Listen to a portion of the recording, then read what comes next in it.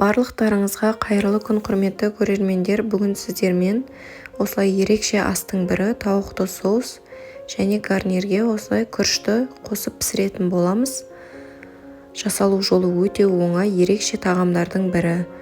Ең алдымен осылай тауықтың төс етін жақсылап жуып тазалап, барлығын турап аламыз. Мен осылай 4 бұрыштап турап алдым. Ұзынша салом кетіп турап алсаңыздар да болады. Егер де тауықтың төс еті болмаған жағдайда сан етін қолдансаңыздар да болады. 2 бас пиязымызды жақсылап жуып, осылай майдалап турап аламыз. Одан соң соусын дайындап қоямыз. Соусына мен 20% қаймақты қолдандым. Егер қаймақ болмаған жағдайда сливкиді қолдансаңыздар да болады. 3 бас чеснок және тұз, татымына қарай бұрыш және де ұнды қолдандым. Міндетті түрде ұн қосқандарыңыз дұрыс, сонда соустарыңыз қою болып шығады. Барлығын жақсылай осылай венчиктің көмегімен түйіршігі кеткенше жақсылап араластырып алдым. Үстінен бөлме температурасындағы суды құйдым. Қайнап тұрған суды қолдансаңыздар да болады. 2 бөліп суды құйып, барлығын жақсылап түйіршігі қалмайынша араластырып жақсылап аламыз. Одан соң қызып тұрған табамызға майымызды құйып, үстінен етімізді салып жақсылап қуырып аламыз. Етті міндетті түрде қызарғанша қуырып аласыздар. Суы тартылып, жақсылап қуырылғаннан кейін үстінен осылай пиязымызды саламыз. Пиязымызды да жақсылап қуырып аламыз. Барлығының суы тартылып, бір қалыпқа келгенше қуырып аласыздар.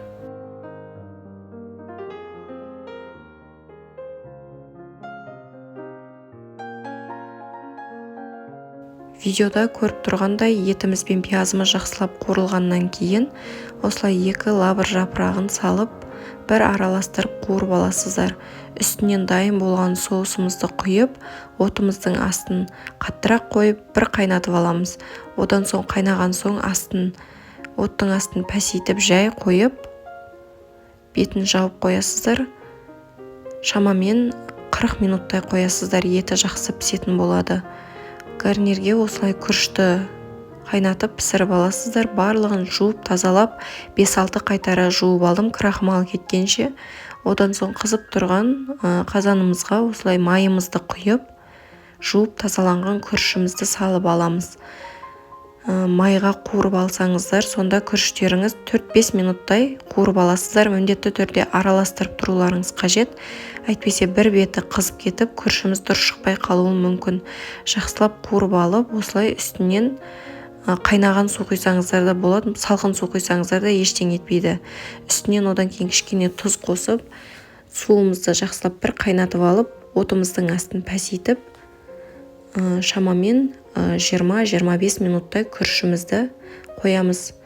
Одан соң осылай тазалап жуып алған картошкаларымызды ыдысымызға салып, оны да жақсылап крахмал кеткенше жуып, картошкаларымыз қайнағанша жақсылап отқа қойып аламыз. Шамамен картошканың кішкентай суын алып қалып, қалған бөлігін төгіп тастап, кішкене май, тұз және 1 ас қасық майонез қосып, майонез болмаған жағдайда қаймақ қоссаңыздар да болады. Барлығын жақсылап осылай түйіршігі қалмағанша жақсылап араластырып аламыз. Видеода көріп тұрғандарыңыздай 40 минуттай қойған біздің тауықты соусымыз және күрішіміз барлығы дайын болды. Күрішіміз де шашылып, ерекше болып пісті. Үстінен осылай мен горохты салып, ерекше әдемі болып көрінсін деп барлығын жақсылап араластырып алдым. Күнде бір тамақты жасап жалықсаңыздар, осы тамақты ұсынуға сіздерге кеңес беремін. Өте дәмді, жасалу жолы жеңіл тағамдардың бірі.